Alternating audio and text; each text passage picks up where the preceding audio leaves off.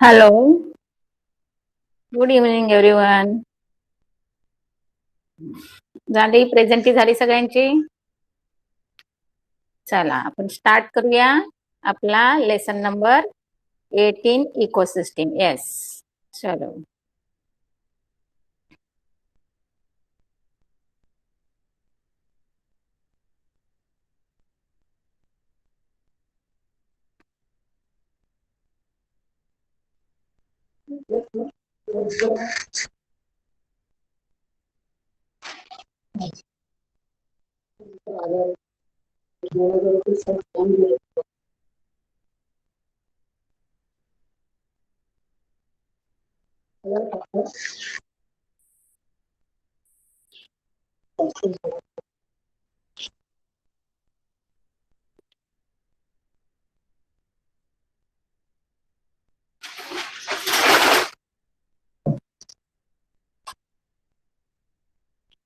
हा, तर इकोसिस्टीम म्हणजे काय, हा एक मोठा प्रश्न हा तुमच्यासाठी.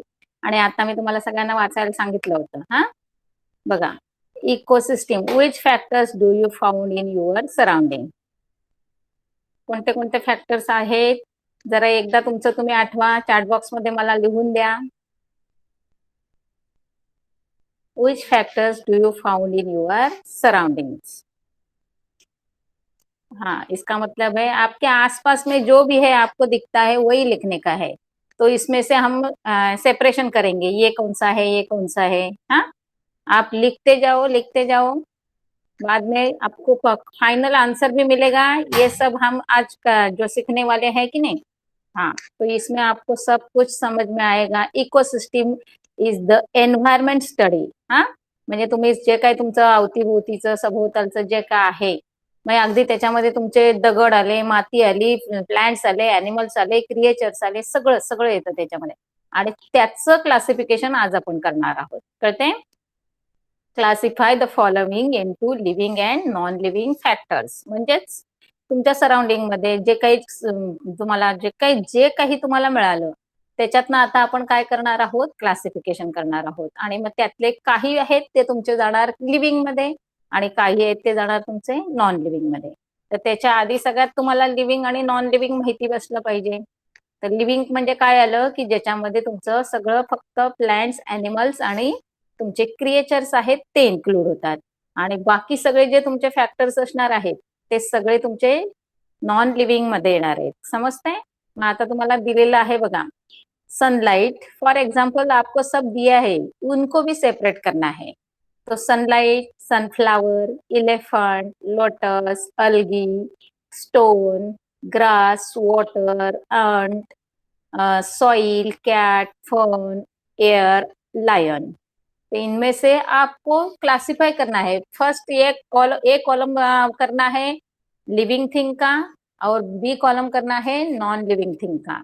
तो उसके अंदर क्या क्या आएगा, तो लिविंग थिंग में क्या क्या आएगा ये मैं आपको बताती हूँ. ये जो सनफ्लावर है वो लिविंग में आएगा, इलेफेंट है वो लिविंग में आएगा, लोटस फ्लावर है वो लिविंग में आएगा, algae is the plant that is also living thing, then grass living thing, ant living thing, cat, and then last one is fern and lion. All these are included in living things. And rest of them, sunlight, then stone, then water, then soil and air, all these are non living things. समझ में आ गया सबको. हाँ, तो ये living things और non living things जिसमें मिलते हैं हमें हमारे जो सराउंडिंग में, इसको हम इकोसिस्टीम बोलते हैं. समझ में आया सबको. इकोसिस्टीम कशाला म्हणायचं, की तुमच्या अवतीभोवती जे काही तुमचे म्हणजे सजीव आहेत आणि निर्जीव आहेत असे जे फॅक्टर्स आहेत ते सगळे मिळून जी सिस्टीम आपल्या भोवती आहे त्याला आपण परिसर म्हणतो. मराठीमध्ये काय म्हणतो आपण, परिसर म्हणतो. आणि तिसरी चौथी मध्ये तुम्ही परिसर अभ्यास वगैरे असा काही केला असेल बघा, एन्व्हायरमेंट स्टडी. मग हा आपला सायन्स मधला जो लेसन आहे तो एन्व्हायरमेंटशी रिलेटेड आहे. मग एन्व्हायरमेंट मध्ये काय काय इन्क्लूड आहे, तर मेन फॅक्टर आहेत तुमचे biotic and abiotic factor. And biotic and abiotic factor दोन्ही एकत्र केले तर तयार होणारी जी सिस्टीम आहे त्याला नाव दिलेलं आहे त्यांनी इकोसिस्टीम. क्लिअर सगळ्यांना? हा, आता बघा जरा. The world around us is made up of living and non living factors. एक सिंपल सेंटेन्स तुम्हाला दिलेला आहे, हा, मार्क करून ठेवा की the world around us is made up of living and non living factors.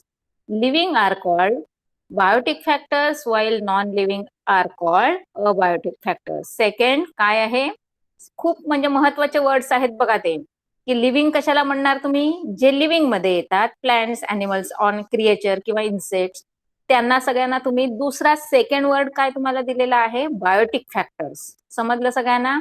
आणि बाकी आपण जे नॉन क्लासिफिकेशन मध्ये नॉन लिव्हिंग थिंग मध्ये टाकलं होतं की नाही, त्या सगळ्यांना आपण काय म्हणणार आहोत, अबायोटिक फॅक्टर्स. आता तुम्हाला याच्यामध्ये कम्प्लीट म्हणजे हे लक्षात ठेवायचं आहे की बायोटिक म्हणजे तुमचं लिव्हिंग थिंग्स अँड अबायोटिक म्हणजे तुमच्या नॉन लिव्हिंग थिंग्स. क्लिअर सगळ्यांना इथपर्यंत? पुढे बघा. There is a continuous interaction between these living and non living factors. आता बघा, लक्ष द्या की हे सगळं जे आहे म्हणजे लिव्हिंग थिंग आणि नॉन लिव्हिंग थिंग हे एकमेकांचे कसे रिलेटेड आहेत. आपल्याला असं वाटतं की चला काय लिव्हिंग थिंग्स खूप इम्पॉर्टंट आहेत की ज्यांना फक्त लाईफ आहे आणि ज्यांना म्हणजे अगदी जगायचं आहे, मग नॉन लिव्हिंग थिंगला काही व्हॅल्यूच नाहीये का? तर आहे, कारण लिव्हिंग थिंग्स, बऱ्याच लिव्हिंग थिंग ह्या डिपेंड्स आहेत नॉन लिव्हिंग थिंगवर. आणि आपला फिजिकली जो आपण म्हणतो जे फॅक्टर्स आहेत त्याच्यामध्ये नॉन लिव्हिंग थिंगचा खूप मोठा इम्पॉर्टंट रोल आहे मुलांनो. आता बघा, living organism and their habitant environment are को रिलेटेड टू इच अदर. काय सांगितलंय की जे लिव्हिंग ऑर्गॅनिझम आहेत त्याच्यामधल्या त्यांच्या म्हणजे त्यांच्या हॅबिट्स काय असतील, त्या खाणे पिणे, मुवमेंट करणे किंवा ग्रोथ होणे, ह्या सगळ्या त्यांच्या झाल्या ना सवयी. मग एन्व्हायरमेंट आर को रिलेटेड टू इच अदर म्हणजेच ते एकमेकांशी डिपेंड आहेत, एकमेकांशी रिलेटेड आहेत. The structure which is form due to this reciprocal relationship is called as ecosystem. एक म्हणजे सगळ्याच त्यांनी एक तुम्हाला सेंटेन्स मध्ये सांगून टाकलंय की आपल्या भोवती काय असतात, लिव्हिंग थिंग्स असतात, नॉन लिव्हिंग थिंग्स असतात, ते एकमेकांशी रिलेटेड असतात, त्यांनाच आपण बायोटिक आणि अबायोटिक फॅक्टर म्हणतो. आणि तेच सगळे जे काय आहे त्यांची जी काही रिलेशनशिप आहे ती मिळून जे काही तयार झालेलं आहे त्याला नाव दिलेलं आहे इकोसिस्टीम. समजलं सगळ्यांना? पुढे बघा. Biotic and abiotic factors and their interactions form the ecosystem. आता इकोसिस्टीम काय केलंय हे तुम्हाला मी एक्सप्लेन केलं, एक थेरॉटिकल म्हणा. पण आता तुम्हाला एक असा फ्लोचार्ट दिलाय बघा, तो लक्षात ठेवायचा. खूप इझी आहे आणि एवढा सगळा लक्षात ठेवलात ना तर तुम्हाला अख्खा सगळं इकोसिस्टीम काय आहे ते समजेल. Components of the ecosystem. Ecosystem के अंदर क्या क्या आता है और उनका सब पार्ट सब पार्ट ऐसा क्या क्या है, तो हम सीधा जाएंगे फ्लो चार्ट पे. तो फ्लो चार्ट क्या बताता है देख लो. पहला वर्ड है हमारा इकोसिस्टम इज द मेन. इसके टू पार्ट हो गए, one part is biotic and second is abiotic. तो अबायोटिक के अंदर क्या क्या आता है, अबायोटिक के अंदर दो पार्ट आते हैं, उसको बोलते हैं physical end second one is chemical. First one जो फिजिकल है, अबायोटिक के अंदर आने वाला जो फिजिकल क्लास है, तो फिजिकल के अंदर क्या क्या आता है देख लो. Air, water, vapours, minerals, soil, sunlight, all these are comes under physical and that means abiotic factors. then abiotic factor के अंदर केमिकल, ये सेक्शन अलग है. तो केमिकल के अंदर जो आता है वो तो again divided into two part. समझ में आता है बच्चों? तो जो अबायोटिक फैक्टर है उसके जो दो पार्ट है फिजिकल केमिकल, उसका जो केमिकल वाला फैक्टर है उसके अंदर भी दो सब क्लासेस आते हैं. तो first one is inorganic end second one is organic. तो इनऑर्गेनिक के अंदर क्या क्या आता है, hydrogen, oxygen, nitrogen, calcium, iron, potassium, sulph, sodium. That means तुम लोग जो केमिस्ट्री पढ़ते हो ना, अपना जो हम जो atom elements, metals, non metals हमने जो सीखा है ना, वो सब के सब क्या है इनऑर्गेनिक के अंदर आते हैं. और ऑर्गेनिक में क्या आता है, ऑर्गेनिक दैट मीन्स नेचुरल. तो उसमें क्या आता है, proteins, carbohydrates, lipids, that means और ग्रोथ है, नहीं तो हमारा जो फूड है उसमें हमें क्या मिलता है, एनर्जी मिलती है ना। तो एनर्जी हमें किस फॉर्म में मिलती है, प्रोटीन्स में मिलती है, कार्बोहाइड्रेट्स में मिलती है और फैट्स के अंदर मिलती है ना। हाँ, तो ऑर्गेनिक में क्या आता है, जो हम फूड लेते हैं उसमें से जो हमारे कंटेंट रहते हैं उनको हम ऑर्गेनिक में डालेंगे। सब कुछ समझ में आ गया। इकोसिस्टम के अंदर अबायोटिक फैक्टर के अंदर फिजिकल और केमिकल है, केमिकल के अंदर इनऑर्गेनिक और ऑर्गेनिक है, और उन दोनों के अंदर क्या क्या आता है ये पूरा का पूरा स्ट्रक्चर आपको ध्यान में रखना है। ओके, देन सेकेंड, इकोसिस्टम का मेन सेकेंड पार्ट है उसको हम बोलेंगे बायोटिक फैक्टर। हाँ, तो बायोटिक फैक्टर ये चार्ट पूरा ध्यान में रखना है, क्योंकि ये चार्ट का पूरा एक्सप्लेनेशन हम वन बाय वन करने वाले हैं। तो पहला है एटोट्रोपिक। एटोट्रोपिक दैट मीन्स जो अपना फूड खुद बनाते हैं उनको बोलेंगे हम एटोट्रोपिक। तो एटोट्रोपिक में सीधा हम लोग जाएंगे प्लांट्स में, क्योंकि जो लिविंग थिंग के अंदर आने वाले प्लांट्स जो है वो अपना फूड खुद बनाते हैं। समझ में आया, किसी के ऊपर डिपेंड नहीं रहते, इसलिए उनको बोलते हैं प्रोड्यूसर। जो खुद अपना फूड बनाते हैं उनको बोलेंगे प्रोड्यूसर। तो प्रोड्यूसर के अंदर पहला नाम आता है प्लांट्स का। यहाँ तक हो गया एटोट्रोपिक। तो सीधा क्या ध्यान में रखना है, बायोटिक फैक्टर के अंदर हमें दो तीन कंपोनेंट्स मिलते हैं। तो पहला है प्रोड्यूसर, तो प्रोड्यूसर के अंदर आते हैं प्लांट्स। सेकेंड फैक्टर है उसको बोलेंगे हम कंज्यूमर्स। तो कंज्यूमर्स के अंदर क्या क्या आता है, एनिमल्स आते हैं। समझ में आ गया। और थर्ड पार्ट जो है उसको बोलेंगे हम डीकम्पोजर्स। तो डीकम्पोजर्स के अंदर आएंगे माइक्रोब्स। ओके, तो अभी फिर से मैं बोलती हूँ, देख लो। जो बायोटिक फॅक्टर आहेत त्यांच्यामध्ये तुमचं ॲटोट्रॉपिक म्हणजे जे स्वतः अन्न तयार करतात ते, तर त्याच्यामध्ये फक्त वनस्पतीच स्वतः अन्न तयार करतात, त्यामुळे अर्थातच त्या उत्पादक झाल्या। आणि त्याच्यानंतर मग त्या कंज्युमर म्हणजे त्यांचा वापर करणारा कोण आहे, तर ॲनिमल्स आहोत, कारण आपण सगळे काय करतोय, त्यांच्याकडचं म्हणजे वनस्पती किंवा ॲनिमल्सच आपण फूड म्हणून घेत असतो की नाही। आणि डिकम्पोजर्स काय असतात, तर जे आपले सगळे प्लांट्स वगैरे असतात किंवा डेड ॲनिमल्स असतात त्यांचं डिकम्पोजिशन करतात की नाही, मग हे कोण करताय, मायक्रोब्स करतात। मग ऑफकोर्स ते कशामध्ये आले, तुमचे बायोटिक फॅक्टर मध्ये। आता जे कंज्युमर आहेत बघा, आपल्या त्या चार्ट मध्ये तुम्हाला एनिमल्सला 3 एरो दाखवले, दिसते सगळ्यांना। हाँ, तो उसका मतलब क्या है, animals again divided into 3 part. हाँ, तो first one is primary consumer, second one is secondary consumer end third one is tertiary consumer. तो प्राइमरी कंज्यूमर मतलब क्या है, जो प्लांट्स को खाते हैं। हाँ, समझ देख लो, थोड़ा सा सोच भी लो। जो प्लांट्स को खाते हैं वो प्राइमरी हो गया। वो जो प्लांट्स के ऊपर जो अपना लाइफ बनाते हैं, दैट मीन्स रैट वगैरह, उनको हम क्या बोलेंगे, सेकेंडरी बोलेंगे। और रैट को खाने वाला कौन है, जो लायन टाइगर है, उनको हम टर्शरी में डालेंगे। समझ में आ गया। हाँ, तो ये तो सीधा शॉर्ट में आपको बताया है, आगे जाके आपको बहुत सारा ऐसा डीप में डिटेल में स्टडी करने वाले हैं हम लोग। ओके, यहाँ तक किसी को डाउट है क्या, सब कुछ समझ में आ गया। देखती हूँ मैं एक बार, क्योंकि ये अपना जो फ्लो चार्ट है ये बहुत ही इम्पोर्टेंट है।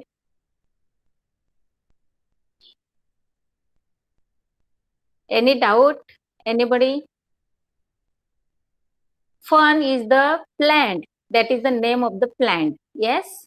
हाँ, vehicle, yes, human, sunlight, glasses, trees, ma'am did you did not teach. हाँ हाँ, वेदांत, वेदांत ते 15, 16 आणि 17 आहेत ना, ते तुमच्या दुसऱ्या मॅडम घेत आहेत ना, त्या कंटिन्यू करणार आहेत। हा हा, येस येस। हा, बर, कोणाला काही हे आहे, डाऊट आहे पूर्ण आपल्या इकोसिस्टीम मध्ये? नो, व्हेरी गुड, एकदम इझी आहे, काहीच डाऊट नसणार आहे कोणाला। समजून घ्या तुम्ही आणि कंप्लीट चार्ट तुम्ही ड्रॉ करा। लिपिड्स म्हणजे फॅट्स। हा, जे तुमचे म्हणजे ऑइली फूड्स आहे की नाही, आपलं तूप, तेल, शेंगदाणे, खोबरं, हे सगळं तुमचं लिपिड्स मध्ये येतं. ओके. येस. त्या 15, 16, 17च्या बाबतीत काही डोंट वरी, त्या मॅडम सगळं तुमच्या घेणार. ओके.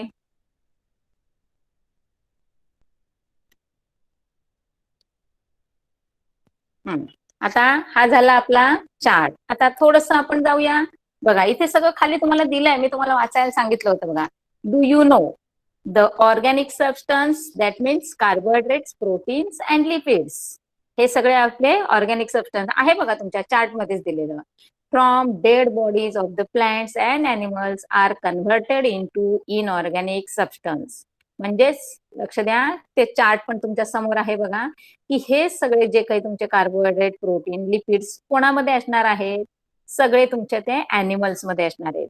आणि अॅनिमल जेव्हा त्यांची म्हणजे डेड बॉडी त्या मातीमध्ये पडली जाते, तेव्हा सगळ्या बघा काही दिवसांनी किंवा त्यांची बॉडी डिकम्पोज होते, म्हणजे दिसेनाशी होते बघा तुम्हाला. मग ती कुठे जाते? तर सगळे जे मायक्रोब्स आहेत की नाही सॉइल मध्ये, ते काय करतात, त्याला डिकम्पोज करतात.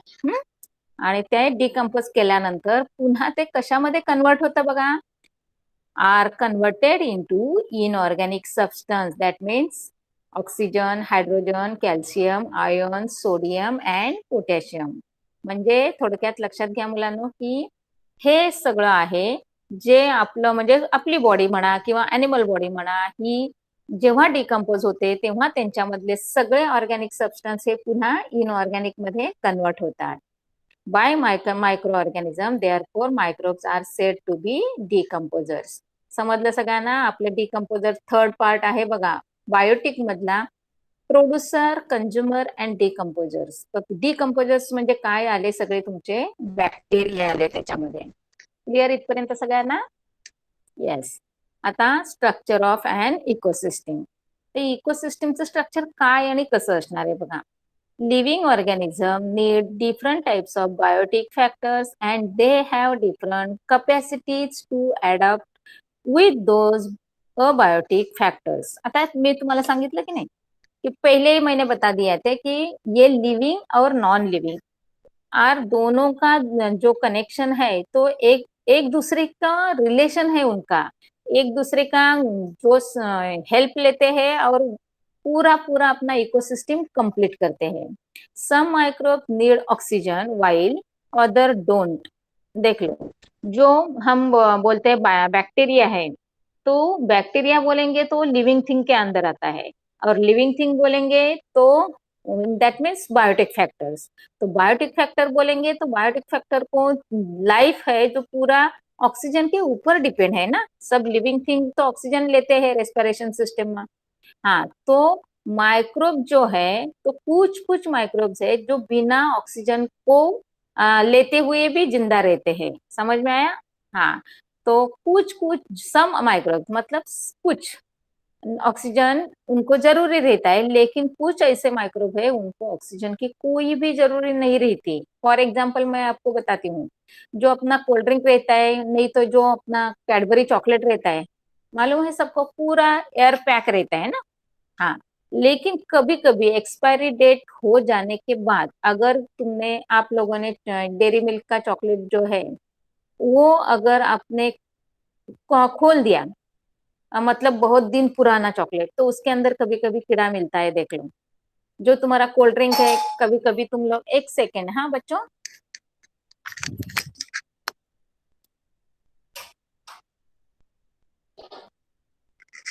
हाँ, हेलो. हाँ, तो कभी कभी क्या होता है, जो कोल्ड ड्रिंक है हम लोग पी लेते हैं और बोतल कभी कभी पूरी खाली नहीं करते और रख देते हैं वैसे के वैसे, लेकिन कुछ दिन बाद देखा तो उसके अंदर कीड़ा मिलता है.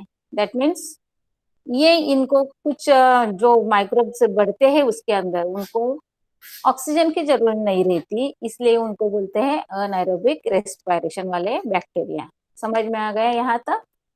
तो चलो आगे जाएंगे. Each and every abiotic factor. तो अबायोटिक के अंदर क्या क्या आता है? Air, water, soil, sunlight, temperature, humidity. ये सब फिजिकल वाले हैं. Affects the biotic factor in ecosystem.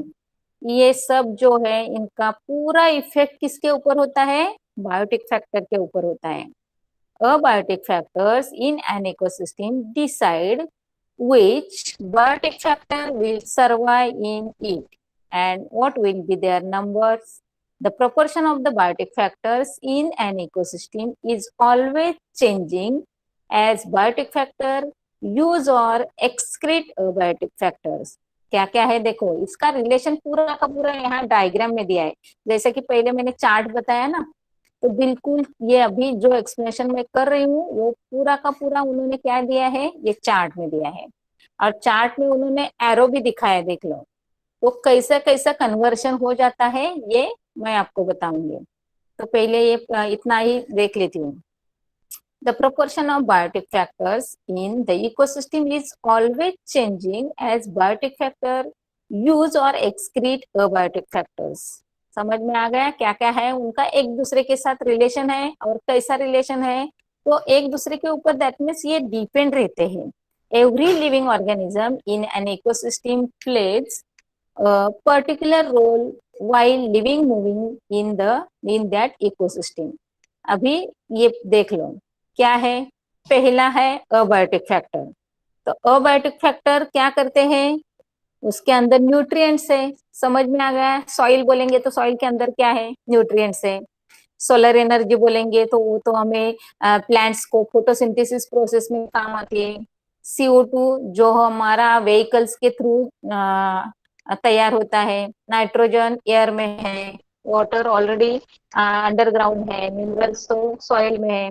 ये सब अबायोटिक फैक्टर है। लेकिन जब प्लांट बढ़ते हैं, देख लो सुन लो, जब प्लांट बढ़ते हैं तो क्या होता है, वो जो रूट्स के थ्रू क्या करते हैं, वो सब के सब मिनरल्स जो है, वाटर जो है वो लेता है ना।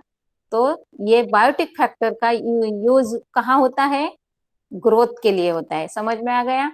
हाँ, that means abiotic factors are related to the biotic factors and then plants are growing.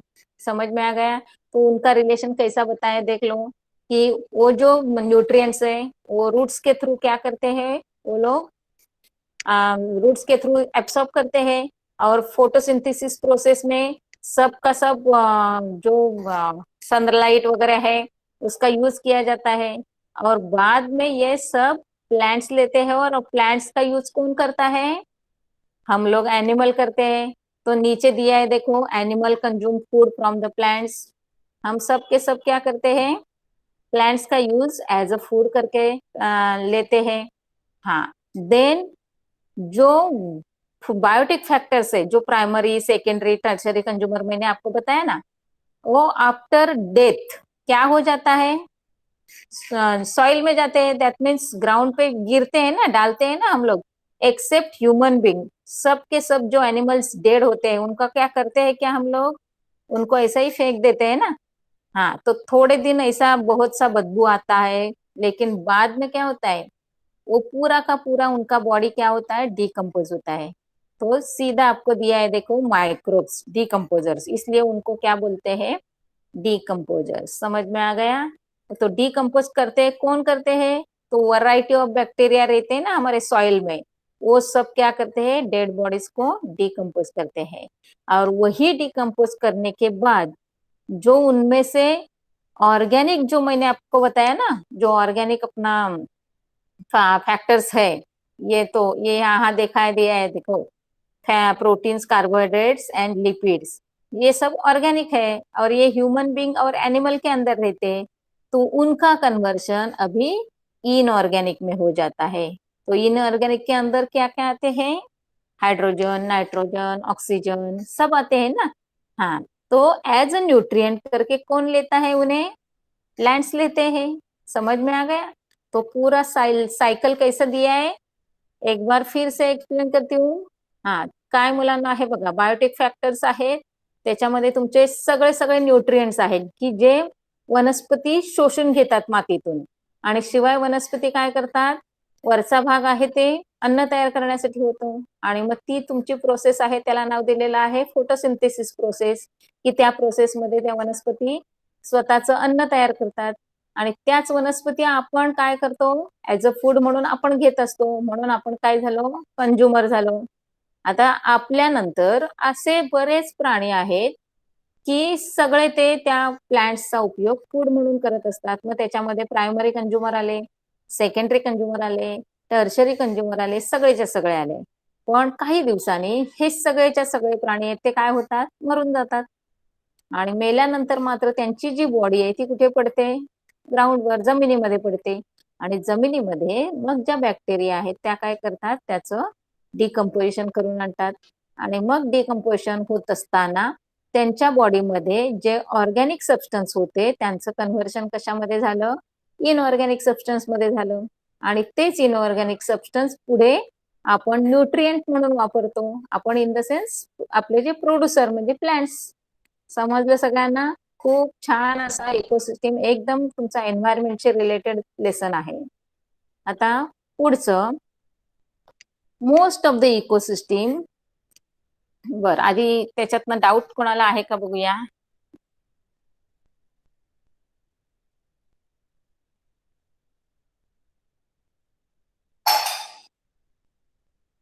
को रिलेटेड मीन्स एकमेकांशी संबंधित, म्हणजे त्यांचं रिलेशन आहे. आता मी तुम्हाला सांगितलं की नाही, आता तुम्हाला फिजिकल मध्ये काय काय येत होतं, ऑक्सिजन, नायट्रोजन, हे गॅसेस आले की नाही. हा, आता एक लक्षात ठेवायचं, हे गॅसेस आहेत ते काय केलं, त्यांनी यूज केलं फोटोसिंथेसिस प्रोसेसमध्ये. सॉइल मधले काही गोष्टी आहेत त्या केल्या, आणि मग ते बायोटिक फॅक्टरशी रिलेटेड झाले की नाही, म्हणजे फूड तयार झालं. आणि मग ते फूड आपण घेतलं, म्हणजे एकमेकांचा सहसंबंध, रिलेशन, त्याला म्हणायचं correlation. Clear? Okay. Any doubt again? आता कोणाला काही शंका आहे का?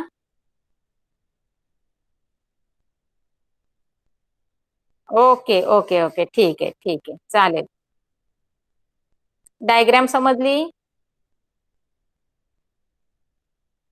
येस. ओके, ठीक आहे.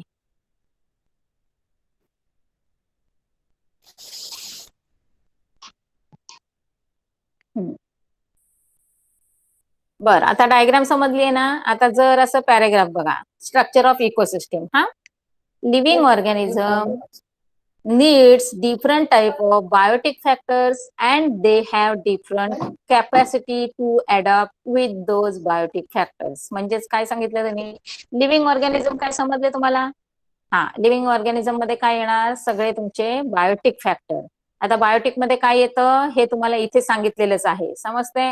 बायोटिक मध्ये काय येतं, सगळे तुमचे प्लांट्स येतात, सगळे अॅनिमल्स येतात, आणि सगळे मायक्रोब्स येतात. क्लिअर सगळ्यांना इथपर्यंत? आता त्यांचं काय सांगितलं, needs different type of abiotic factor. म्हणजेच अबायोटिक मध्ये काय येतं, तर हे सगळे वॉटर, एअर, मिनरल, सॉइल. समजलं? आता तुम्हाला डायग्राम मध्ये मी तेच एक्सप्लेन केलं की हे सगळे अबायोटिक फॅक्टर आहेत, त्यांचा उपयोग कोण करतं, प्लांट्स करतात. आणि प्लांट्स कोण आहेत, बायोटिक फॅक्टर आहे, म्हणजे त्यांचं रिलेशन आलं, त्याला म्हणायचं को रिलेशन. क्लिअर सगळ्यांना इथपर्यंत? हा, they have different capacities to adopt with those abiotic factors. आता प्रत्येकाला ते कमी जास्त प्रमाणात लागतं का, तर काही प्लांट्स आहेत त्यांना ते सगळंच्या सगळे अबायोटिक फॅक्टर लागतात, पण आपल्याला लागतात का, आपण डायरेक्टली घेतो का त्यांना, नाही घेते की नाही. म्हणजेच आपण प्लांट्सचा यूज करतोय, म्हणजेच पहिलं जे आहे प्रोड्युसर आहे ते प्लांट्स जे आहेत, त्यांना मोठ्या प्रमाणामध्ये त्या अबायोटिक फॅक्टर्सची गरज असते. क्लिअर सगळ्यांना इथपर्यंत? जे अबायोटिक फॅक्टर मध्ये ऑर्गॅनिक आणि इनऑर्गॅनिक आहेत त्यांची पण गरज लागते, कळते. हा, पण मात्र त्याच बायोटिक फॅक्टर मध्ये आपण अॅनिमल येतोय, आपल्याला मात्र डायरेक्टली कॉन्टॅक्ट नाहीच आहे ना त्या अबायोटिक फॅक्टरशी, पण मात्र आपल्याला ऑक्सिजन लागतंय की नाही. म्हणजेच काय सांगितलं त्याने की प्रत्येकाला ही त्याचं जी गरज आहे, त्याचं जे रिलेशन आहे ते वेगवेगळ्या प्रकारात आहे. क्लिअर इथपर्यंत? Some microbe need oxygen while some other don't. हा, मग तेच सांगितलं पुन्हा की आता आपणच आहोत, जरा नाक तोंड बंद करा, बघू दे कसं वाटतंय तुम्हाला. म्हणजेच आपण नाही राहू शकत की नाही, म्हणजे आपल्याला श्वास आपला कंटिन्युअस चालू असतो, थोडाही बंद राहून चालत नाही. आणि जेव्हा आपण ब्रिदिंग करतो तेव्हा ऑक्सिजन आपल्याला मोस्ट इम्पॉर्टंट आहे आपल्यासाठी. हा, पण मात्र काही जे बॅक्टेरिया मी तुम्हाला सांगितले की जे कुठेही तुम्हाला असे एक्सपायरी डेट नंतर एखादा प्रोडक्ट जर तुम्ही यूज केला तर त्याच्यामध्ये तुम्हाला अशा प्रकारच्या अळ्या दिसतात, किडे दिसतात. मग ते जे आहेत ते कसे वाढले? की एवढा सगळं प्लॅकेट चॉकलेट तुमचं सील असतं, पॅक असतं. कुठूनही त्याला हवा जायला चान्स नसतो. मग तरी त्याच्यामध्ये बॅक्टेरिया कशा वाढल्या? तर त्याचा अर्थ असा असतो की आफ्टर एक्सपायरी डेट तिथे तुमचं काय होतंय? हार्मफुल बॅक्टेरिया फॉर्म व्हायला लागतात, की ज्यांना ऑक्सिजनची बिलकुल गरज लागत नाही. क्लिअर इथपर्यंत सगळ्यांना? Some plants need more sunlight while others grow well in shade. आता हे पण तुम्हाला माहिती असणार आहे की काही झाडं आहेत की बघा अशी उन्हातच वाढतात, काही झाडं आहेत ती सावलीत वाढतात, काहींना आपण घरातच वाढवतो. समजते? हा, मग जसं त्या बायोटिक फॅक्टरचं रिलेशन प्लांट्सचे आहे अबायोटिक फॅक्टरचं, तसंच काही जे तुमचे अबायोटिक फॅक्टर आहेत ते प्लांट्सला पण कमी जास्त प्रमाणात लागतात. आणि फॉर एक्झाम्पल दिलंय त्यांनी सनलाईट, की सनलाईट म्हणजे तुम्हाला ते उन्हातच जावं लागणार आहे. पण काही आहेत ते तुमच्या घरात वाढणारे प्लांट्स असतात की नाही. हा, म्हणजेच it's depends on the type of the plant. Clear? हा, पुढे बघा. Each and every abiotic factor. आता each and every biotic factor सांगितले त्यांनी, तर अबायोटिक फॅक्टर मध्ये काय काय येतं ते पण तुम्हाला त्यांनी ब्रॅकेटमध्ये दिलंय. क्लिअर सगळ्यांना? अबायोटिक फॅक्टर मध्ये काय काय आहे? Air, water, soil, sunlight, temperature, humidity. हे सगळे झाले तुमचे abiotic factor. Affects the biotic factors in ecosystem. म्हणजेच या सगळ्या अबायोटिक फॅक्टरचा बायोटिक फॅक्टरवर इफेक्ट होत असतो. आणि हे होत असताना ते सगळे रिलेशन कोणाशी आहेत? तर ऑफकोर्स बायोटिक आणि अबायोटिक मिळून तुमचं इकोसिस्टीम तयार झालंय की नाही. मग जर ते बायोटिक आणि अबायोटिक यांचं कोरिलेशन असेल किंवा ते एकमेकांवर अफेक्ट करत असतील तर ऑफकोर्स हा अफेक्ट कोणावर मिळणार आहे तुम्हाला? इकोसिस्टीमवर मिळणार आहे. क्लिअर सगळ्यांना? the abiotic factors in the ecosystem decide which abiotic factor will survive in it. म्हणजे सगळे जे अबायोटिक फॅक्टर आहेत ते काय करतायत? ठरवतायत की बायोटिक फॅक्टर मध्ये ते सर्वाइव्ह व्हायचं की नाही. दॅट मीन्स गरज असेल तर ऑफकोर्स हे ऍक्च्युली ना हे कुठलीही गोष्ट आर्टिफिशियल नाही आहे याच्यामध्ये मुलांना. हे सगळं नॅचरल आहे. म्हणजे air, water, soil, sunlight, temperature, humidity याच्यातलं कुठलंही आर्टिफिशियल नाहीये की आपण त्याला काही तयार केलंय. हे सगळं अगदी जसं तुमचं सृष्टी निर्माण झाली तसं हे सगळंच्या सगळं अवेलेबल आहे आणि लॉट्स ऑफ क्वांटिटी मध्ये अवेलेबल आहे मुलांना. समजते? आता त्यातलं किती एक्सेप्ट करायचं, म्हणजे कुठल्या प्लांटला कशा टाईपचं क्लायमेट लागतं, कोणत्या प्लांट्सला सनलाईटची किती गरज लागते, नंतर कोणत्या प्लांट्सला वॉटर लेवल किती लागते, हे सगळं डिपेंड्स आहे ना टाइप्स ऑफ प्लांट्सवर. हा, मग हे तुम्हाला त्या सेंटेन्स मध्ये सांगितलंय की किती गरज आहे त्याप्रमाणे ते काय करत असतात, त्याचा वापर करत असतात. The proportion of biotic factor in an ecosystem is always changing as the biotic factor use or excrete the abiotic factor. आणि हा जो प्रपोर्शन आहे, हा जो रेशो आहे, तो प्रत्येक फिजिकल स्टेट प्रमाणे वेगळा असणार आहे. आता तुम्हाला फॉर एक्झाम्पल देते बघा, की तुम्ही कोकण रिजन मध्ये गेलात तर तिथे खूप पाऊस पडतो की नाही. म्हणजे तिकडचे प्लांट्स आहेत त्यांना सवय झालेली आहे अशी खूप म्हणजे त्यांना म्हणजे त्यांची गरज झाली आहे ती की त्यांना खूप पाणी हवं असतं. पण तुम्ही डेझर्ट एरियामध्ये गेला तर पाणी मिळेल का रे प्लांट्सला? हा, मग मग तिथे कोणत्या टाईपचे प्लांट्स होतात, ग्रो होतात? सगळे जे आहेत ज्यांना म्हणजे पाणी कमी लागतं असे. समजते सगळ्यांना? हा, मग हे सगळं काय आहे, तर हा जो फिजिकल स्टेट आहे हे सगळे काय आहेत, एकमेकांशी रिलेटेड आहेत. की त्या म्हणजे वाळूमध्ये वाढणारे प्लांट्स आहेत तेच तिथे वाढणार, ज्यांना पानं कमी असतात असेच प्लांट्स तिथे वाढणार आहेत. समजते? हा, मग हा झाला त्याच्यातला फरक. Every living organism in an ecosystem play a particular role while living moving in that ecosystem. म्हणजेच हे सगळं जे आहे हे कसं असतं, तर तुमचं ते तिथलं क्लायमेट, तिथला सपोज सॉइल कशा प्रकारचे आहे त्याच्यावर हे सगळं डिपेंड आहे की कशा प्रकारचे प्लांट्स तिथे ग्रो होणार आणि कशा प्रकारचं क्लायमेट तिथे असणार आहे. समजते सगळ्यांना? आता अगदी साधं सिंपल म्हणायचं तर पुन्हा अगेन कोकण रिजन मध्ये तुम्हाला सगळं असं खूप हेवी रेनफॉल असतो, नंतर थंडीही खूप असते, आणि उन्हाळाही कमी जाणवतो. आणि इकडे डेझर्ट मध्ये गेलात तर काय होणार आहे, असं हॉट क्लायमेट असणार आहे सगळं, ड्राय एअर असणार आहे सगळी, आणि असं रेअर रेनफॉल असणार आहे. समजतंय? हा, मग हे सगळं जे आहे ते, जे तुम्ही जे बघताय तेच सगळं एकमेकांशी असणारं कोरिलेशन आहे. मग ते कोणाचं कोरिलेशन आलं? ते सगळं कोरिलेशन आहे बायोटिक अँड अबायोटिक फॅक्टर्सचं. आणि त्या सगळ्याला मिळून तिकडचं एक ठराविक असं क्लायमेट तयार झालंय, की ज्याला आपण नाव दिलेलं आहे, की वाळवंटात नेहमी उष्ण हवा असते, कोकण रिजन मध्ये नेहमी हेवी रेनफॉल असतो. हे त्याप्रमाणे ठरलेलं आहे. The position of any living organism in context to other living organism and the role it playing is called niche. समजलं? की त्याच्यामध्ये मी आता तुम्हाला जे एक्सप्लेन केलं की नाही, की कशा प्रकारचं क्लायमेट आहे, कशा प्रकारचं लिव्हिंग ऑर्गॅनिझम तिथे ग्रो होतात, मग त्यांच्यामध्ये आपल्याला म्हणजे कशा प्रकारचं जे सीझन म्हणतो आपण तुम्हाला, किंवा त्याच्यातनं तुम्हाला मिळणारं उत्पादन आहे ते कसं असणार आहे. कारण व्हरायटी ऑफ प्लांट्स असणार आहेत ना, जे कोकण रिजन मध्ये मिळतात ते तुम्हाला डेझर्ट एरियामध्ये नाही मिळणार. समजतंय? हा, मग हे सगळं काय आहे ते एकमेकांवर त्या डिपेंड आहे. एक्झाम्पल काय दिलंय बघा त्याला. Sunflower plant is a garden involve oxygen in the air and provides food and shelter for insects like ant, honeybee. समजलं सगळ्यांना काय एक्झाम्पल आहे? की जे सनफ्लॉवरचं एक्झाम्पल दिलंय, की जे गार्डन मध्ये वाढतं, किंवा हे एक प्लांट असा आहे की जो ऑक्सिजन तर देतो. आता सगळेच प्लांट देतात, पण त्याची पोझिशन कशी असते, की जेव्हा सूर्य उगवतो त्यावेळेला तो सूर्याकडे त्याचा फोकस असतो, आणि जसा जसा सूर्य तुमचा ईस्ट टू वेस्ट जात असतो तेव्हा काय करतोय तो त्याप्रमाणे स्वतःमध्ये चेंज करतोय. आणि त्याच्याकडे जे स्ट्रक्चर आहे, किंवा ते काही जे त्याचं स्ट्रक्चर आहे, त्याच्यामध्ये इन्सेक्ट कसे अट्रॅक्ट केले जातात बघा. का? तर त्याच्यामध्ये लॉट्स ऑफ तुम्हाला एअर मिळते, ऑक्सिजन मिळतं, आणि त्या इन्सेक्टला सगळ्या हवं तेवढं त्यांना काय मिळतं, अशी स्पेस मिळते राहायला. त्यामुळे बरेचसे इन्सेक्ट त्याच्यामध्ये काय करत असतात, येत असतात, अट्रॅक्ट होत असतात. आता त्यात कोणत्या इन्सेक्टचा त्या समावेश होतोय? अंट अँड हनी बीज, की जे त्याच्यामध्ये येत असतात नेक्टर गोळा करायला. क्लिअर इथपर्यंत? आता काय डाऊट आहे का कोणाला?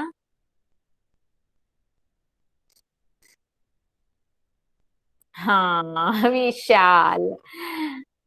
ओके. हा, झालं, क्लिअर झालं सगळ्यांना? हा, आता विशाल मी एकदा सांगितलं होतं, रिपीट करायचं परत? ओके, ठीक आहे, ठीक आहे.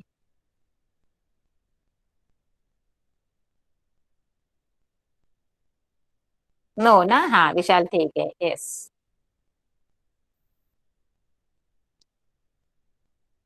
कुठे आलं तुला कंटेक्स्ट? बघते हा मी, कुठे तुला तो शब्द कुठे दिसतोय तो. कंटेंट म्हणायचं असतं त्याला. हा, बघ जरा वेदांत. हा, कारण काय असतं कंटेंट म्हणजे तुमचे त्याच्यातले असणारे जे घटक आहेत ना ते.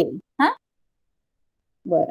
विशाल, आता सगळं झालं एक्सप्लेन. आता परत नुसतं आता एक रिवीजन वजा घेते कि काय काय है, कि इन जो अपना अबायोटिक फैक्टर है उसमें क्या क्या आता है वो आपको ब्रैकेट में दिया है। उसका इफेक्ट किसके ऊपर होता है? बायोटिक फैक्टर के ऊपर ऊपर होता है।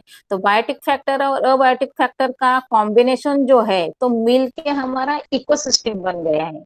तो इकोसिस्टम पूरा का पूरा जो चलता है हमारा, वो दोनों का मिलके कॉम्बिनेशन करके चलता है। समझ में आ गया?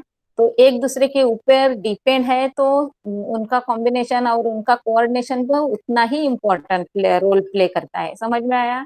तो फॉर एग्जाम्पल मैंने आपको बताया कि अगर प्लांट्स ग्रो हो रहे हैं तो प्लांट्स का न्यूट्रिएंट क्या है, जो जमीन के अंदर है ना, मिनरल्स, वाटर वगैरह, वो तो उनके लिए जरूरी है, जो अबायोटिक फैक्टर के अंदर आते हैं। हाँ, तो और बायोटिक फैक्टर के अंदर क्या मिलता है हमें? प्लांट्स। और प्लांट्स के जो कुछ भी कौन सा भी टाइप ले लो आप, तो सब का सब यूज कौन करता है? हम जो एनिमल्स करते हैं। तो एनिमल्स के अंदर कौन कौन आता है? जो प्राइमरी कंज्यूमर है, टर्शरी कंज्यूमर है, सेकेंडरी कंज्यूमर है। तो इसका भी आपका अलग लेवल का स्टडी है, लेकिन वो नेक्स्ट ईयर है। फिर भी मैं आपको बताती हूँ कि प्राइमरी के अंदर क्या आता है, जो खाली ग्रास के ऊपर डिपेंड रहते हैं। जो मतलब ये अब गोट दिए है ना, तो गोट क्या खाती है? खाली ग्रास खाती है ना, तो ये हो गया प्राइमरी। समझ में आ गया? हाँ, तो लेकिन ये गोट को कौन खाता है? कौन खाता है? ये टाइगर खाता है ना। हाँ, तो वो गया सेकेंडरी टर्शरी के अंदर, समझ में आ गया। हाँ हाँ हाँ, वही है एक दूसरे का। हाँ, ये पूरा का पूरा डिपेंड हो गया, रिलेशन हो गया। अभी ये सब जो एनिमल्स है वो डेड होने के बाद जो जमीन पे गिरते हैं, तो अपने आप उनका बॉडी कुछ दिन बाद डिकम्पोज हो जाता है, मतलब गायब हो जाता है। तो वो कैसे गायब हो गया? तो उसके पीछे किसका हाथ है? ये जो हमारे माइक्रोब्स है ना, वो उसका बॉडी का पूरा डिकम्पोजिशन करते हैं। और डिकम्पोजिशन करने के बाद उनके अंदर जो फैट्स है, लिपिड्स है, प्रोटीन्स है, कार्बोहाइड्रेट्स है, उनको क्या करते हैं? वो पूरा का पूरा इनऑर्गेनिक में कन्वर्ट करते हैं। और अगेन ये इनऑर्गेनिक मतलब हमारे बायोटिक फैक्टर्स के न्यूट्रिएंट्स हैं। क्लियर हो गए यहाँ तक सबको? Again, what is the role of microbe in the above interaction? अभी पता चला क्या माइक्रोब का रोल क्या है, कितने इंपॉर्टेंट है ये microbes. How do producers obtain abiotic factors, and from where do the consumers get their food? तीन जो क्वेश्चन है उनका जो आंसर है अभी आपको मिलेगा, देख लो। Most of the ecosystem are complex. Complex means ऐसा बहुत ही ऐसा एक दूसरे के अंदर घुसा हुआ है जो थोड़ा सा कॉम्प्लिकेटेड है। And there is the tremendous quantitative and qualitative variety of the species in them. जो हमारी इकोसिस्टम है, अगर बारीकी जो ऐसा बोलते हैं ना, ऑब्जर्व करो और देख लो तो उसके अंदर क्या क्या आता है। तो ये तो मैंने बता दिया आपको। अगेन ये चार्ट आपने रिपीट किया ना, तो आपको पता चलेगा कि ये बायोटिक और अबायोटिक के अंदर जो जो दिया है ना, air, water, vapours, animal, soil, और ये केमिकल के अंदर जो जो दिया है, मेटल्स एंड नॉन मेटल्स, और ऑर्गेनिक के अंदर दिया है protein, hydra, carbohydrates and lipids, और बायोटिक के अंदर दिया है, देख लो, प्रोड्यूसर, कंज्यूमर एंड डिकम्पोजर है ना, उसके अंदर दिया है प्लांट्स, एनिमल एंड माइक्रोब। तो ऑल दीज लिविंग थिंग्स किसके अंदर आते हैं? इकोसिस्टम के अंदर आते हैं ना। तो ईच एंड एवरी पार्ट का अगर हमने ऐसा डायरी में लिखना शुरू कर दिया तो वो बहुत बड़ी लिस्ट बनेगी। समझ में आ गया? जो माइक्रोब्स बोलते हैं ना, तो माइक्रोब्स के भी 5 टाइप होते हैं। पहला है बैक्टीरिया, दूसरा है वायरस, तीसरा है अलगी, चौथा है फंगस। ऐसे माइक्रोब के बहुत सारे टाइप्स हैं। और क्रिएचर्स बोलेंगे तो उसके कितने सारे, बहुत सारे क्रिएचर्स हैं हमारे यहाँ। तो वो सब मिलके अगर हम काउंट करने लगेंगे तो वैरायटी ऑफ स्पेसीज आपको मिलेंगे। समझ में आ गया? तो आपको खाली एक वर्ड दिया है वैरायटी ऑफ स्पेसीज, तो उसके अंदर बहुत सारे, खाली एग्जांपल ले लो आप बटरफ्लाई का। तो बटरफ्लाई के अंदर कितने वैरायटी आती है पता है? हाँ, लेकिन ये सब हम किस में डाला है? क्रिएचर्स के अंदर डाला है। तो उनका सबका एक ऐसा सिस्टम बोलेंगे तो खाली बटरफ्लाई का कितने सारे वैरायटी मिलेंगे हमें। तो ऐसे बहुत सारे जो लिविंग थिंग है उनको मिल के ये इकोसिस्टम बना है, इसलिए उसको बोलते हैं कॉम्प्लेक्स। समझ में आ गया? और उनकी बहुत सारी वैरायटी रहती है, इसलिए उसको बोल दिया है tremendous quality end quantity. Okay. Heat ecosystem of the tropical country like India, देख low, few species of living organism are found everywhere in the large number। अभी इंडिया हमारा जो हमारी कंट्री है, उसमें बहुत बड़ा ऐसा फॉरेस्ट रहता है। जो फॉरेस्ट एरिया है उस वहां की बात कर रही हूँ मैं। तो वहां तो आपको बहुत सारे एनिमल मिलेंगे जो एक दूसरे के ऊपर डिपेंड है। कभी आप जंगल सफारी किया हो तो आपको पता चलेगा कि पेड़ के ऊपर भी कुछ रहते हैं, पेड़ के नीचे भी कुछ रहते हैं, मिट्टी में भी कुछ रहते हैं, और बहुत सारे रहते हैं। वैरायटी ऑफ एनिमल्स वहां तो मिलेंगे आपको। तो वहाँ वहां तो वैरायटी ऑफ स्पेसिस भी मिलेंगे। हाँ, तो एक फॉर एग्जांपल मैं आपको बताती हूँ कि जो रैट है वो जमीन के अंदर है, स्नेक है वो जमीन के अंदर है, और जो बर्ड्स है वो जमीन के ऊपर है, और पेड़ के ऊपर मंकी जैसे बहुत एनिमल्स रहते हैं। तो एक फॉरेस्ट एरिया आपने ध्यान में लिया और उसके बारे में सोचने लगे तो कितने सारे एनिमल आपको मिलेंगे वहां की वैरायटी ऑफ एनिमल वहां आपको एक साथ मिलेंगे। समझ में आ गया? हाँ। Remaining species of the plants and animals are found in small number. कुछ कुछ वैरायटी देख लो, कुछ कुछ स्पेसीज ऐसा, इसमें तो मैंने वैरायटी आपको बता दिया है, लेकिन कुछ कुछ स्पेसीज है उनका बहुत सारे वैरायटी रहती है, लेकिन कुछ कुछ स्पेसीज है उनका वैरायटी नहीं रहता है। वो एक दूसरे एक दो ही उनके टाइप रहते हैं। Some species are very few in number. Variety of ecosystem is found on earth. Each place has different ecosystem. For example क्या दिया है? Forest, pond, ocean, river. अभी इकोसिस्टम का आपको एग्जाम्पल दिया उन्होंने। जो मैंने अभी फॉरेस्ट लिया था ना, तो फॉरेस्ट के अंदर बहुत सारे मिलते हैं। लेकिन अभी पॉन्ड का एग्जाम्पल आप ले लो। पॉन्ड मतलब क्या? जो अपना गांव में लेक रहता है ना, उसको हम पॉन्ड बोलते हैं। तो पॉन्ड में आपको क्या क्या मिलेगा बताओ मुझे।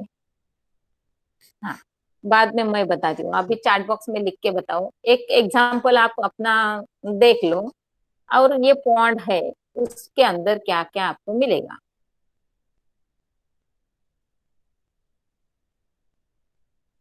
ओके ओके ठीक है।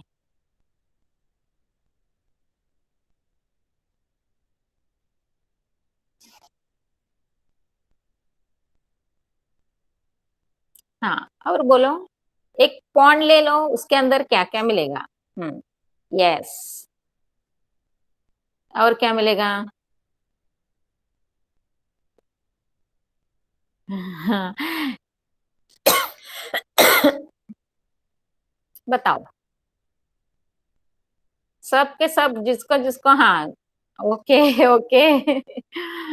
हाँ हाँ, और कुछ?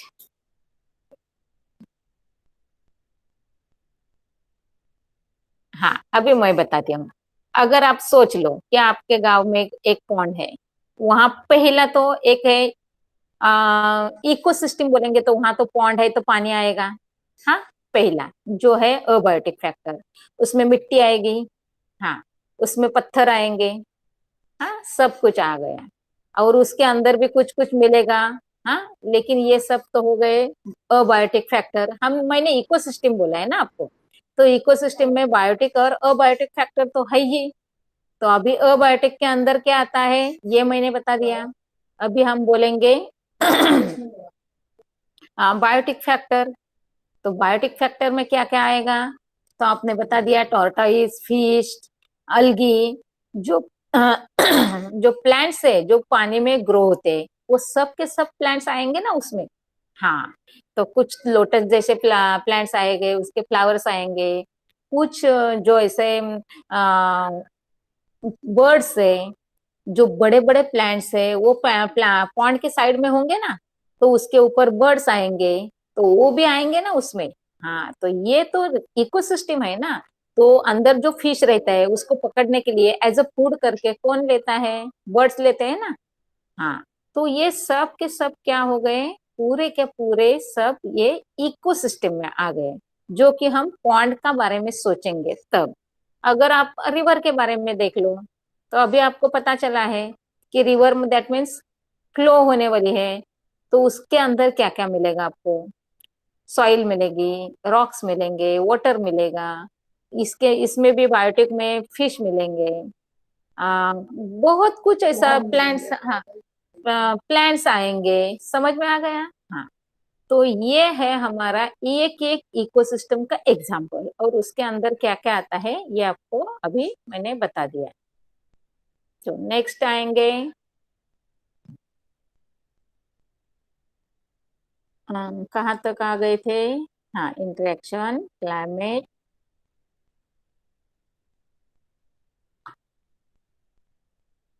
हाँ, types of ecosystem are formed according to size, place, climates and types of the plants and animals.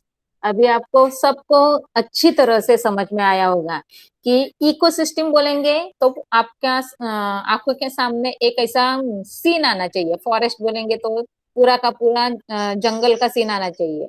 और उसके अंदर क्या क्या मिलता है? ये आपको बायोटिक और अबायोटिक में डिवाइड करना है, उसका सबका नाम लिखना है। तो ये सब आ गए हमारे फॉरेस्ट के इकोसिस्टम के अंदर आने वाले biotic and abiotic factors. Second example आहे पॉन्ड. Then ocean. ओशन म्हणजे मोठा असा म्हणजे तुमचा महासागर. त्याच्यामध्ये अजून मोठ्या प्रमाणामध्ये तुम्हाला सगळं मिळणार आहे आणि जेवढी तुम्हाला नावं लिहिता येतील तेवढी तुम्ही लिहायची आहेत. रिव्हर म्हटलं की तिची सुरुवात कुठून होते, तिचा शेवट कुठून होतो आणि त्याच्यामध्ये काय काय येऊ शकतं ते सगळं लिहायचं. क्लिअर सगळ्यांना? आता जसं त्याची साईज कशी आहे, फॉरेस्ट म्हटला की ह्यूज असणार आहे, त्याच्यानंतर पॉन्ड म्हटलं की छोटं असणार आहे, ओशन म्हटलं की पुन्हा मोठं असणार आहे. म्हणजे जेवढी तुमच्या त्या इकोसिस्टमची साईज आहे त्याच्याप्रमाणे त्याच्याशी रिलेटेड तुमचे बायोटिक आणि अबायोटिक फॅक्टर्स असणार आहेत. इथपर्यंत क्लिअर सगळ्यांना? बरं. पुढे बघा. Many types of the ecosystem are found in biosphere. The specific function continuous according to their environment. Through these ecosystem look independent and different. They are linked to each other directly or indirectly. Therefore, we cannot separate these small ecosystem from each other, but can classify them according to their function. आता काय सांगितलं बघा त्यांनी, की हे सगळे तुम्हाला जे इकोसिस्टमचे एक्झाम्पल दिले होते. आता फॉरेस्ट म्हटलं तर फॉरेस्टशी रिलेटेड तुमचं रिव्हर आली, कारण रिव्हर सुरुवात कुठून होत असते, ती डोंगरावरनं येणाऱ्या पाण्यातनच असते ना. म्हणजे हे सगळे जे आहेत, आता पॉन्ड म्हटलं तर पॉन्डचं रिलेशन कुठून आलं, तुमचं सगळं पाणी वाहून येतं की नाही गावातनं वगैरे, ते कुठे जाणार, तुमचं पॉन्डशीच जाणार आहे की नाही, आणि मग ते बनणार आहे ना. म्हणजे तुमचे छोटं असो किंवा मोठं असो, ते एकमेकांशी रिलेटेड आहे. तुम्ही त्यांना काय करू शकत नाही, एकदम असं एकमेकांशी वेगळं करू शकत नाही. ते साईजने छोटे असणार आहेत, अजून त्यांचं नेचर वेगळं असणार आहे. म्हणजे रिव्हर म्हटलं की पाण्याशी रिलेटेड आलं, फॉरेस्ट म्हटलं की जंगलशी रिलेटेड आलं. म्हणजे नेचर वेगळं असेल पण त्यांचं रिलेशन मात्र एकमेकांशी काय असणार आहे, कनेक्टेड असणार आहे. म्हणजे त्यांच्यामध्ये असणारे जे लिव्हिंग थिंग्स आहेत ते त्यामध्ये सूट होणारे लिव्हिंग थिंग त्याच्यामध्ये वाढणार आहेत. कळतंय सगळ्यांना? Of course they are all related to each other. Okay. In some region on earth, a large area has same climate and abiotic factor. The living organism in those area also similar. अगदीच म्हणजे एक example तुम्हाला सांगते की reasons किती आहेत आपले. एक डेझर्ट रिजन आहे, एक कोकण रिजन आहे, अजून तिकडे एक विदर्भ म्हणजे जो मैदान जो भाग आहे की नाही त्याच्याशी रिलेटेड आहे.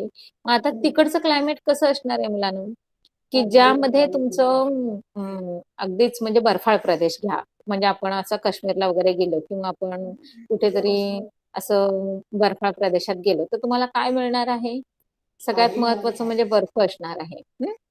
आणि दुसरं असणार आहे त्या बर्फामध्ये वाढणारे प्राणी, त्यांच्याशी म्हणजे त्या क्लायमेटला क्लायमेट ज्यांना सूट होतं तेच वाढणार आहेत की नाही. आणि त्याच क्लायमेटमध्ये तुमचं प्लांट्स जे वाढत आहेत ते प्लांट्स कसे असणार आहेत सांगा मला. वरून स्नोफॉल होत असेल तर आपले साधे प्लांट्स तिथे वाढणार आहेत का? नाही वाढणार की नाही. हा, मग हेच तुमचं मेन आहे, की तुमचं क्लायमेट आहे त्याच्याशी रिलेटेड तुमचे बायोटिक आणि अबायोटिक फॅक्टर्स असणार आहेत. कळतंय? पुढे बघा. The living organism in those area also similar. अर्थातच ते कसे असणार आहेत एकमेकांशी similar. So, a specific ecosystem develops in the vast area. Vast म्हणजे काय होत आहे, खूप मोठ्या प्रमाणामध्ये. So, the specific ecosystem develops in vast area. Such a large ecosystem are called as biomes. खूप मोठ्या प्रमाणामध्ये एखादी इकोसिस्टीम, आता म्हणजे एखादा रिजन घ्या. आता मी तुम्हाला फॉरेस्ट सांगितलं होतं, रिव्हर सांगितलं, ओशन सांगितलं, हे एक एक्झाम्पल झाले होते. आता मी तुम्हाला आली रिजन शिकवायला.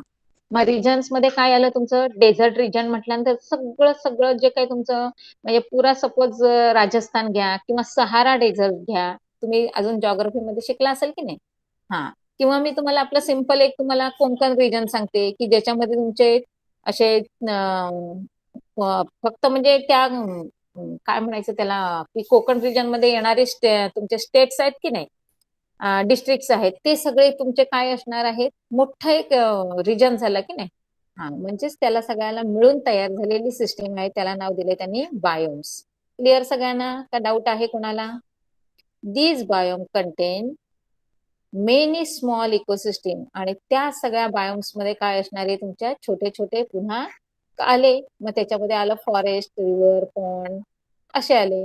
किंवा एक्झाम्पल तुम्ही देताना गार्डन पण देऊ शकता, कारण गार्डन एक इकोसिस्टीम झाली ना. त्याच्यामध्ये तुमचे प्लांट्स असणार आहेत, सॉइल मध्ये अजून तुमचे क्रिएचर्स असणार आहेत, अजून त्याच्यामध्ये बटरफ्लाय येतात, अजून त्याच्यामध्ये हनी बीज येत असतात. म्हणजे ही एक इकोसिस्टीम झाली की नाही. हा, earth it self it a vast ecosystem, आणि सगळ्यात मोठी इकोसिस्टीम कोणती आहे, तर जिथे आपण राहतो. एक वास्ट म्हणजे सगळ्यात मोठं काय आहे, earth. Two types of the biomes are found in the earth. First one is land and second one is aquatic biomes.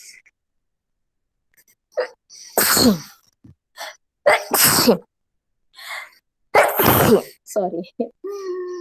म्हणजे आता तुम्हाला सगळं इकोसिस्टम समजलं. आज आपण इथेच थांबूया. मी फक्त रिव्हिजन वजा पुन्हा एकदा तुम्हाला घेते की आता उलट जाऊया आपण. हा, आता आपण आलो कुठे, अर्थवर. हा, लक्षात घ्या, earth is the it self a vast ecosystem. सगळ्यात मोठी इकोसिस्टम अर्थ, अर्थ झाली.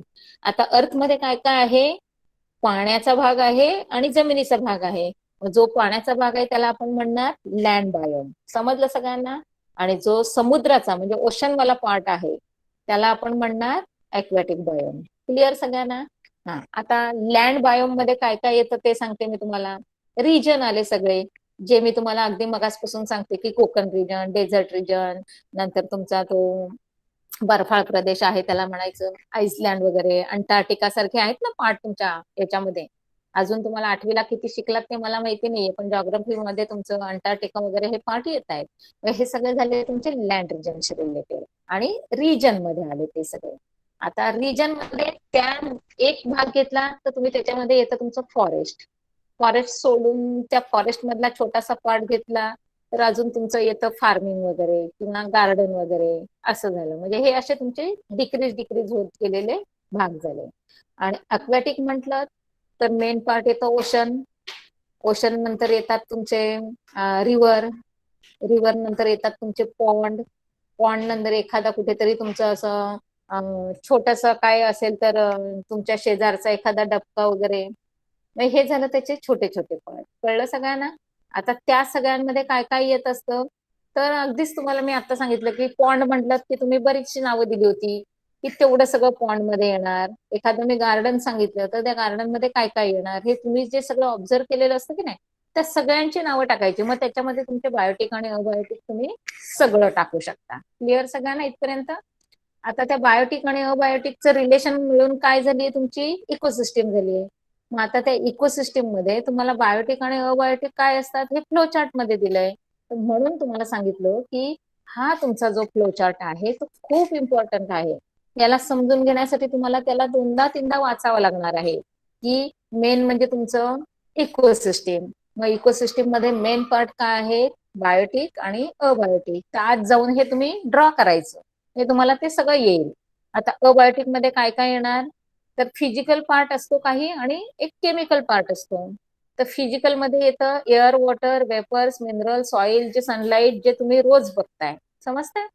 आणि केमिकल मध्ये काय येतं, तर सगळे जे गॅसेस वगैरे आहेत, मिनरल्स आहेत, ते सगळे तुमचे इनऑर्गॅनिक मध्ये आले.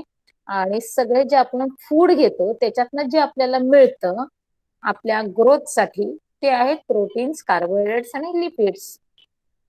आता थोडस बायोटिक कडे गेलात तर तुम्हाला समजतं की ह्या बायोटिक मध्ये तुमचे मेन असतात प्लांट्स, अॅनिमल्स आणि मायक्रोब्स असतात. मग आता हे काय करत असतात, तर प्लांट्स असतात ते अबायोटिक फॅक्टर यूज करत असतात. समजताय? आणि अॅनिमल्स असतात ते प्लांट्सला यूज करत असतात. आणि आफ्टर डेथ त्या ज्या डेड बॉडीज असतात त्यांचं डिकम्पोजिशन हे मायक्रोब्स करत असतात. आणि अगेन ते मायक्रोब्स काय करतात, सगळे आपले जे काही आपल्या बॉडीमध्ये असणारे, प्लांट्सच्या अॅनिमल्सच्या बॉडीमध्ये असणारे ऑर्गॅनिक मटेरियल जो आहे त्याचं कन्व्हर्शन कशामध्ये करतायत, ते इनऑर्गॅनिक मध्ये करतायत. आणि अगेन इनऑर्गॅनिक कुठे जातं, फिजिकल अबायोटिक मध्ये जातं. समजलं सगळ्यांना? आणि पुन्हा ते फिजिकल जे अबायोटिक आहेत ते कुठे जात आहेत, तुम्हाला सगळे प्लांट्सच्या ग्रोथला जाताना दिसत आहेत. समजताय? जे फिजिकल आहेत अबायोटिक ते कुठे जातात, बायोटिक मध्ये जातात. म्हणजे थोडक्यात प्लांट्स जे वाढतात ते सगळे तुमचे ते फिजिकल अबायोटिक तुमचे जे घटक आहेत, कंटेंट्स आहेत त्यांच्यामध्ये जात आहेत. क्लिअर सगळ्यांना? तर वेदांत तुला त्या कंटेक्टचं मिनिंग समजलं आता? हा. हा. हे फार महत्वाचं आहे की एखादा वर्ड जर तुम्हाला काही म्हणजे समजत नसेल तर मला म्हणजे हे करून द्या की तुम्हाला समजते की त्याच्यात काय काय आहे आणि मला समजते तुमचे काय डाऊट्स आहेत ते. क्लिअर सगळ्यांना? बरं.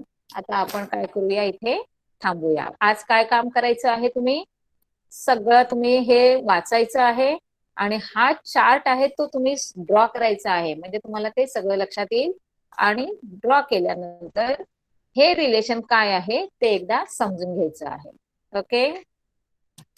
आता काय तुम्हाला शंका आहे? इथपर्यंतच आपण शिकूया आणि थांबूया. काय डाऊट आहे?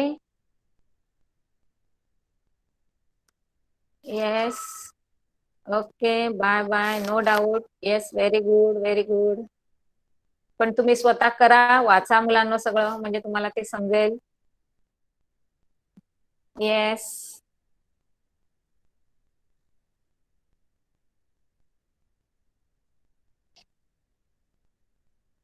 Bye bye.